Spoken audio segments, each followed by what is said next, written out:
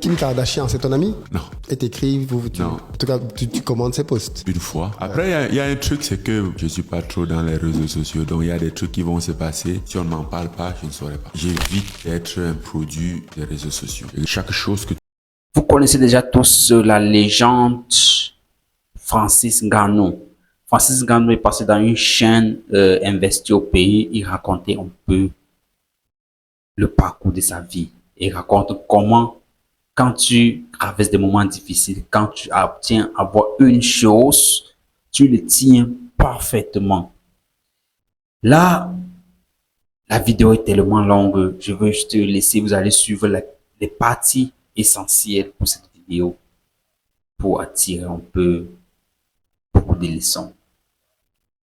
On va voir la vidéo jusqu'à la fin et surtout, laisse ton avis en commentaire, dis ce que tu en penses, ce que tu as compris et ce que tu penses par rapport à Francis. Tu es dans une situation où chaque chose que tu pouvais avoir, tu vivais avec ça comme si c'était la dernière. Moi, j'ai ma Rolls Royce. J'ai évolué petit à petit. D'ailleurs, mon meilleur investissement, c'est l'immobilier. Au Cameroun? Non, aux États-Unis. Kardashian, c'est ton ami? Non. Et t'écris, Non. En tout cas, tu commandes ses posts. Une fois, C'est Francis Ngannou est célibataire? si je suis célibataire, Oui? c'est compliqué. Je fais ce qui me fait plaisir et c'est comme ça. Bonjour Francis. Bonjour, Flé. Merci beaucoup d'avoir accepté de nous recevoir chez toi à Battier pour réaliser un podcast. Pourquoi le besoin de venir faire du MMA, d'ouvrir au Cameroun une salle de combat? Ah, c'est une fondation, un centre social où j'ai ouvert avec ma fondation, la fondation Francis Ngannou. Mais j'ai grandi ici. Et depuis tout petit, mon rêve était de faire les sports de combat.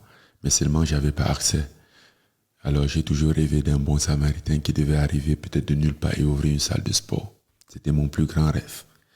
Ce bon samaritain n'est jamais venu. Alors, quand je suis arrivé en France, je fréquentais les salles de sport et j'ai constaté très vite que on jetait des gants ou des protèges tibias, des trucs où c'était soi-disant inutilisable, ce qui pour nous représentait de l'or, tu vois. Alors, ce qui s'est passé, c'est que j'ai commencé à ramasser tout ça, sans même savoir ce que j'allais faire avec. J'ai commencé à accumuler et envoyer au pays. Et très vite, j'ai aussi reçu des dons de matériel. L'intention, à la base, c'était d'ouvrir juste une salle de sport. Après, je me suis rendu compte qu'ouvrir une salle de sport, il fallait une maintenance et tout ça, un suivi, même pour ses enfants, parce que il fallait peut-être l'électricité, le nettoyage, l'eau et tout, et même des encadreurs. Et ouvrir une salle de sport n'était pas suffisante. C'est pour ça derrière ça, on a fait une fondation. Qui fait quoi aujourd'hui? Elle aide comment les gens? Déjà, on essaie d'accompagner, on crée ce refuge pour les enfants. On essaie de leur... C'est plus, pour moi, l'idée à la base, c'était juste un développement personnel, tu vois. Qu'un enfant qui rêve ou qui voit les salles de sport, peut-être en Europe, qui puisse se dire, ah, on a ça ici, c'est possible. Tu vois, de croire en cette possibilité. Après, même si, puisqu'à partir du moment où il croit en lui, en la possibilité des choses, même s'il veut être médecin, journaliste, avocat, comptable, une fois qu'il a cette foi en lui-même, ce self-believing, je pense que le reste n'est que question de temps. Et à la base, c'était surtout ça. Et aussi que si éventuellement il y a des gens qui veulent poursuivre en sport, qu'on puisse essayer tant bien que mal de les accompagner. Par exemple, je pense que c'est quand le 13 avril, oui, le 13 avril, on va faire un événement ici à Bofsam. Par exemple, comme ce qu'on a fait en Côte d'Ivoire, on en a fait à Yaoundé, Douala et tout ça. Ça va être un événement pour faire combattre les enfants de la fondation, pour qu'ils s'expriment un peu, tu vois, des trucs un peu comme ça. Mais... Ton projet avec le PFL de promouvoir le MMA en Afrique, ça avance? Oui, c'est un coup. Le PFL Afrique lance en 2025. Officiellement, ça devient officiel en 2025. Et cette année, on va faire le lancement, on va faire les conférences de presse et tout ça. Mais l'activité commence les compétitions et tout ça, c'est en 2025. Toi qui connais bien l'UFC, est-ce que tu penses que, bon, après on voit Israël Adesanya, on voit Kamaru, on te voit toi, est-ce que tu penses que les Africains peuvent vraiment faire une razzia à l'UFC s'ils sont plus présents? Oui, mais juste à titre de rappel, sur un roster de, on va dire, à peu près 600 combattants hommes, il y avait moins de 30 combattants africains, divisés sur 7 catégories, et il fut une époque où il y avait 3 champions africains. C'est vrai. Voilà. Donc, partons un peu de ça et imaginez. Et je peux vous assurer que ces 3-là, c'était ceux qui se retrouvaient là-bas, mais si on va en Afrique, je peux vous assurer qu'ils ne seront pas les meilleurs. Ça, c'est vrai. Ça, c'est vrai. J'ai toujours dit ça en parlant des sportifs, Samuel Eto'o, tout ça, j'ai toujours dit, et eux-mêmes, ils le savent. Ce sont ceux qui ont réussi. Mais si tu leur demandes à eux-mêmes, ils vont te dire que non, au quartier, là, il y avait des gars qui étaient très forts, ainsi de suite. Ouais. Et on a ce problème en Afrique, justement, et c'est pour ça que des fondations comme la tienne sont très utiles, c'est que on n'a pas, contrairement à l'Europe, des endroits là où on peut détecter les talents très jeunes et les encadrer pour qu'ils grandissent. Ouais, même ceux qui sont grands, il n'y a pas un système de développement. Oui. Tu vois, un combattant ici, un gars qui s'entraîne ici, pourquoi nous on fait des événements? Nous, à la base, on fait pas les événements, on n'était pas, on prévoyait pas faire les événements. Mais où est-ce que tu fais combattre ces enfants? Ok, ils s'entraînent, c'est bien. Ils veulent quand même essayer, mettre en pratique ce qu'ils ont appris. Qui est leur formateur? C'est quoi le résultat? Oui. Il n'y a pas. C'est quoi? Où est-ce qu'ils vont acquérir l'expérience? Où est-ce qu'ils vont toucher la réalité des doigts? Il n'y a pas. À un moment, on est obligé maintenant, pour les accompagner, pour les encourager, pour leur permettre de continuer les entraînements, de les trouver des compétitions ou d'organiser des compétitions. Bien sûr. Dans l'une des images qui circulent de ton académie, on voit les enfants entourés par un professeur, si je peux appeler ça, blanc. Qui est ce monsieur? C'est lui qui encadre les jeunes là-bas? Sam Crook. Il n'est plus malheureusement là, mais il a été ici pendant 4 ans. Ouais. C'est un ceinture noire de jiu-jitsu brésilien.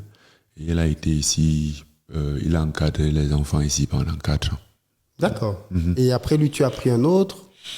On a plus des gars locaux. Parfois, on fait venir des gens de façon temporaire parce que trouver quelqu'un qui pouvait venir s'installer comme lui, c'était un peu difficile.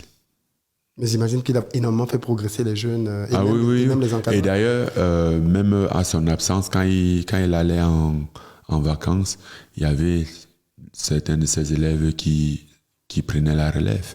Et d'ailleurs, même pour le cours de jiu-jitsu brésilien, aujourd'hui, il y a certains de ses élèves, ceux qui ont été avec lui, qui ont été très assidus avec lui, qui font qui donnent cours. D'ailleurs, lui, il est parti avec un. Il est parti avec un où ils compétissent ensemble. Ah, ok. Oui. Ok. Il est rentré en Angleterre avec un des enfants de la fondation, dont il a adopté. Ok. Mm-hmm. Ah oui, ça l'a vraiment marqué. J'imagine qu'il garde un très bon souvenir de son passage au Cameroun. Oui. Il est marié à une Camerounaise. Il a un enfant. Non.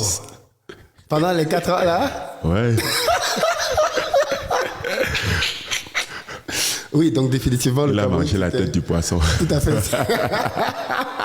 C'était une très belle expérience pour lui. Ok. Est-ce que tu te considères comme étant un bon économe?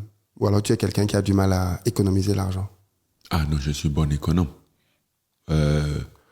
Ça, c'est de par ma vie, de par mon éducation. J'ai grandi dans une situation où chaque chose que tu pouvais avoir, tu vivais avec ça comme si c'était la dernière. D'ailleurs, et ça jusqu'au repas. Même quand on avait à manger, puisqu'on ne savait pas c'était quand le prochain repas, il fallait essayer de manger ça le plus longtemps possible. Manger un peu, garder le reste. Parce que tu manges, il n'y a personne qui va te dire non, garde le reste. Mais ton frère, il va garder le reste. Après, quand il va le manger et que toi, tu as faim, toi, tu vas comprendre. Demain, personne ne va plus te dire de garder le reste. Donc, forcément, tu penses à... Et j'ai grandi avec cette mentalité. Même quand j'arrive à l'UFC, c'est la même mentalité. Quand je touche mon salaire, c'est comme si je ne devais plus toucher d'argent toute ma vie. J'ai mise sur ça. Ça va durer aussi longtemps que possible. Mais tu dépenses ton argent dans quoi alors? Comment est-ce que tu te fais plaisir? Parce que quand on te voit, tu n'as pas beaucoup Je de commence par des besoins nécessaires. Ouais. Voilà. Et ça, c'est relatif. Ça peut augmenter. On peut acheter le besoin nécessaire peut être un t-shirt pour porter. On peut acheter un t-shirt à, je ne sais pas, 20 € ou à 500 €. Ça, maintenant, ça dépend de ta sécurité financière. On te voit, alors moi j'ai essayé de regarder un tout petit peu. Tu ne portes pas tout le temps. Ça t'arrive de porter des griffes, des marques, mais pas tout le temps. Est-ce que tu as une logique par rapport à ça? Non, parce que je ne suis pas défini par les marques. Je porte les marques, oui, mais ce ne sont pas les marques qui me définissent. J'aime les marques, mais je ne porte pas les marques tous les temps. Je n'ai aucun contrat ou aucune obligation de porter les marques tous les temps. C'est épuisant aussi. Et c'est aussi cher. Oui, j'imagine, il y a des t-shirts à, je sais pas, 300, 400, 500 €. Et on voit beaucoup de footballeurs qui portent ce genre de choses. Oui, parce qu'ils veulent. Ils ont le droit. Comment tu expliques que des sportifs de haut niveau comme toi ou des footballeurs qui ont gagné beaucoup d'argent dans leur carrière finissent pauvres? Parce que Internet donne beaucoup plus d'argent qu'ils ont gagné en réalité aussi.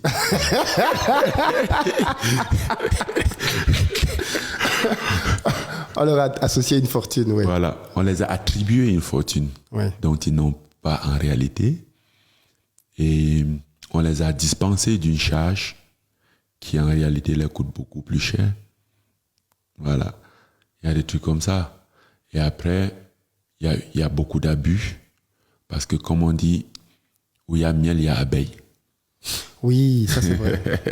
J'ai eu ici un footballeur de l'équipe. Parce que quand on dit, oh, il y a l'argent, oh, il a gagné beaucoup d'argent, il y a beaucoup de vautours qui vont planer un peu à côté. Tu les as autour de toi?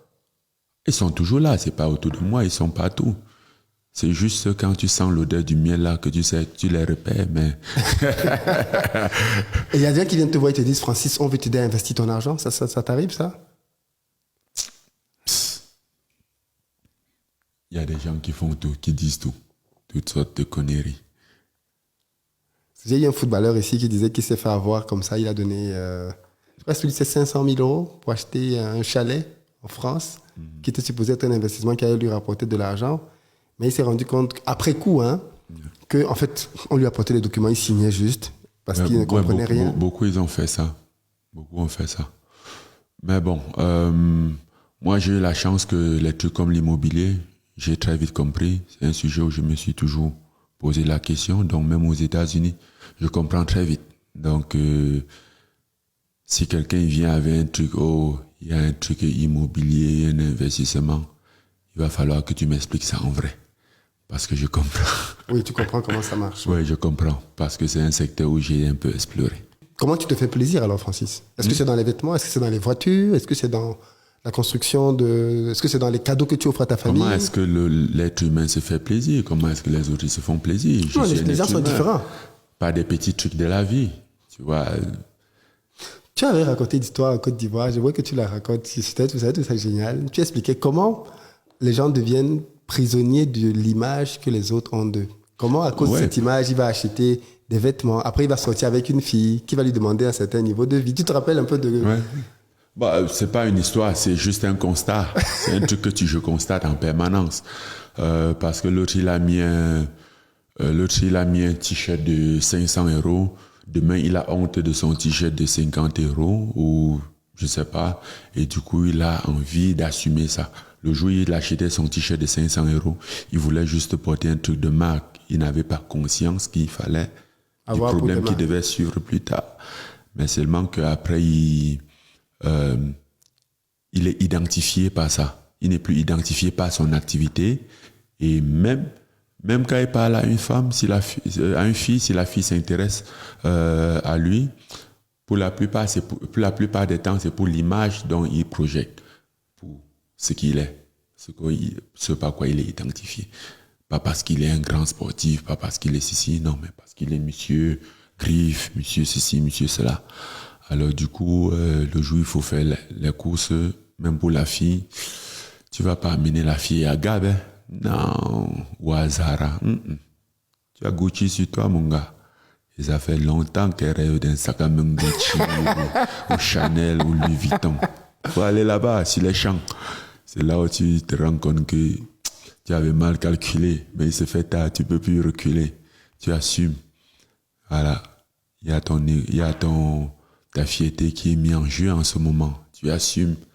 Tu mets Gucci, peut-être que tu avais pu acheter ta petite Mercedes normale pour rouler.